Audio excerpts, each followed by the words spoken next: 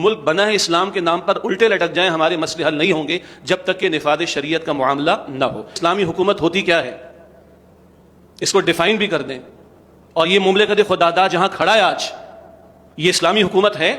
1991 سے انسداد سود کا کیس آج کہاں کھڑا ہے ہم سب کو پتا ہے۔ مسلح بغاوت یا مسلح کاروائی اسلامی حکومت کے خلاف حرام ہے۔ وفاقی شرعی عدالت کی تو بلڈنگ بھی چینج کر دی گئی ہے، ایک الگ بحث ہے، لیکن اس کے ججز کی جو حالت ہے اس پر کلام یقیناً ہوا ہوگا، بات ہونی چاہیے۔ اور سپریم کورٹ کی شریعت اپیلنٹ بینچ ابھی جامد ہے، اس کا بھی ذکر آیا ہوگا، اس میں ہمیں اپنا وزن ڈالنا چاہیے۔ مفتی تقی عثمانی صاحب ہمارے محترم بزرگ موجود ہیں۔ 1991 سے انسداد سود کا کیس آج کہاں کھڑا ہے ہم سب کو پتا ہے، لیکن بہرحال ایک افسوس تھا کہ تنظیم اسلامی، جماعت اسلامی کی طرف سے وہ کیس لڑا جاتا رہا، مگر کم ہی علماء وہاں شریک ہوئے۔ اگر اس پر بھی توجہ ہو کہ اس طرح کی نوعیت کے معاملات پر ہمارے علماء کی وہاں شرکت ہو تو اس کا بھی اثر ہوگا۔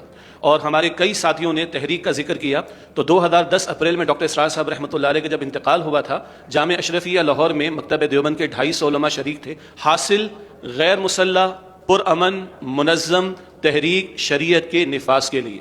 ملک بنا ہے اسلام کے نام پر الٹے لٹک جائیں، ہمارے مسئلے حل نہیں ہوں گے جب تک کہ نفاذ شریعت کا معاملہ نہ ہو۔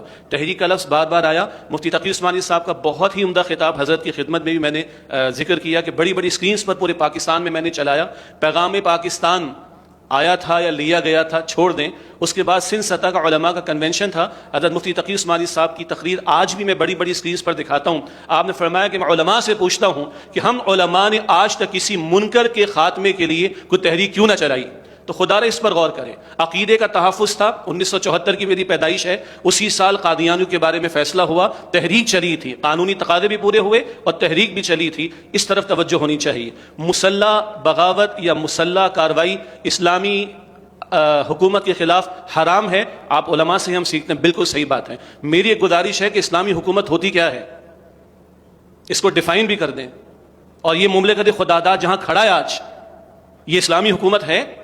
اس کے بعد مسلح کاروائی کے خلاف فتویٰ ہم دے رہے ہیں، بالکل صحیح بات ہے، لیکن اسلامی حکومت ہوتی کیا ہے، عذرائے کرم اس کا بھی تذکرہ کیا جائے۔ اور آخری بات یہ ہے کہ حکمرانوں کو بھی دعوت دینے کی ضرورت ہے۔ ہم معروف معنی میں ہم تنظیم اسلامی پولیٹیکل سیٹ اپ میں نہیں ہیں، لیکن الدین النصیحہ کا تقاضا ہے۔